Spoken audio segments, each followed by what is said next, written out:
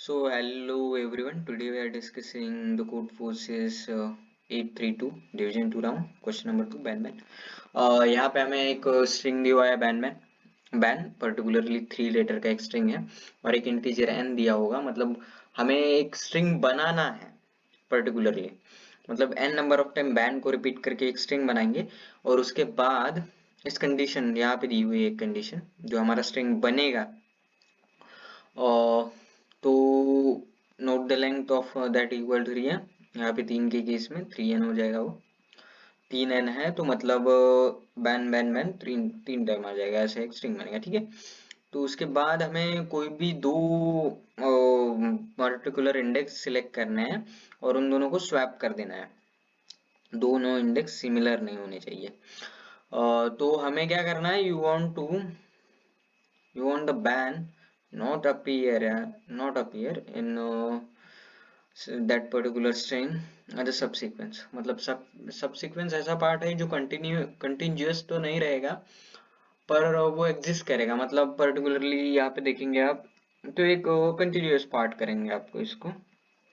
तो यहाँ पे अगर बैन बैन बैन यहाँ पे 3 टाइम लिखा हुआ है तो एक कंटिन्यूअस पार्ट है और इसमें मैं बोल सकता हूँ कि मैं किस तरह सब सीक्वेंस में बैंड यहाँ पे ढूंढ सकता हूँ। मतलब यहाँ पे बी है, यहाँ पे ए है और यहाँ पे एन है, तो ये भी एक प्रकार एक तरह से कह सकते हो आपका ये सब सीक्वेंस में बैन है स्ट्रिंग में। तो हमें यही नहीं चाहिए।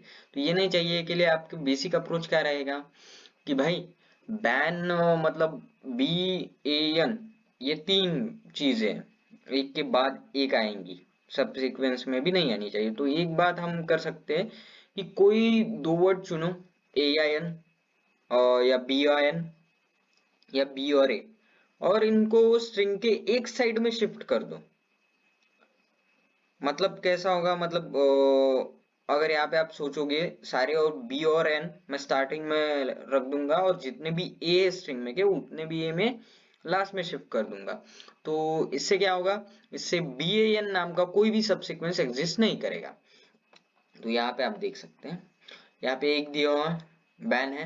तो मैं यहाँ पे इसने क्या किया कि ये जो बी और ए है इसको स्वैप कर दिया, मतलब बैन किसी भी सब सीक्वेंस में यहाँ पे एग्जिस्ट नहीं करेगा।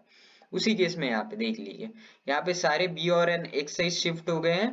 You can say that B और एन, मतलब बी कंटिन्यूअस और एन कंटिन्यूअस होना जरूरी नहीं है, मतलब बी और एन का सीक्वेंस जो है वो एक साइड हो गया और यहाँ पे ए एक साइड हो गया। तो बी ए एन मतलब बी और एन के बीच एक ए रहना ही नहीं चाहिए। समझ में आ रहा है आपको, बी और ए के बीच ए रहना ही नहीं चाहिए, बस यही करना है। जहां पे बी और एन दिखा उसके बीच में का जो ए है वो आखिर में स्वैप कर दो। ये बेसिक अप्रोच बोल सकते हो आप। ओके, तो यहाँ पे कोड देखते हैं। हमने क्या किया, इंटीजर एन लिया, उसके बाद एक स्ट्रिंग एस डिक्लेयर किया और that N number of times हम बैन अपेंड करते गए उस स्ट्रिंग्स को। ओके, तो यहाँ पे 2 पॉइंटर अप्रोच लगाई है हमने, एक स्टार्टर पॉइंटर है और एक एंडिंग पॉइंटर है और एक वेक्टर है। जो वेक्टर है वो हमें आखिर में इंडेक्सेस देगा जो पोजीशन हमें स्वैप की हुई, क्योंकि यहाँ पे क्वेश्चन में बोला गया है आपको कि जो के नंबर ऑफ स्वैप्स आप परफॉर्म करेंगे, मिनिमम नंबर ऑफ स्वैप्स मतलब मिनिमम करना है। तो आपको एक तो चीज समझ में आ जाएगी कि मिनिमम करना है तो हमें अगर हम स्टार्ट से ट्रैवल करेंगे तो हर बार हमें स्वैप करने के लिए वो काउंट बढ़ जाएगा। इस वजह से हम दोनों दो पॉइंटर्स लगाएंगे, जहां पे ए मिल गया और जहां पे आखिर में एन मिल गया दोनों को स्वैप कर देंगे। तो इससे क्या होगा, आपका जो ऑपरेशंस हो वो भी मिनिमम हो जाएगा और उसके साथ साथ तो क्या बोलते हैं रिपीटेशन भी नहीं होगा, क्योंकि एंडिंग पॉइंटर हमेशा पीछे आता रहेगा और स्टार्टिंग पॉइंटर हमेशा आगे जाता रहेगा और ये जब दोनों क्रॉस कर जाएंगे हम ब्रेक कर जाएंगे। That number of operation will be our minimum number of operations and that are our index that we really want to be। okay, तो हमने स्टार्ट पे यहाँ पे रख दिया और एंड पे यहाँ पे रख दिया। स्टार्ट पॉइंटर हम ए ढूंढ रहे हैं और एंड पॉइंटर हम एन ढूंढ रहे हैं, क्योंकि हमें जितने भी एन है बी और एन को इकट्ठा करना है और ए को बी और एन से निकाल देना है बाहर।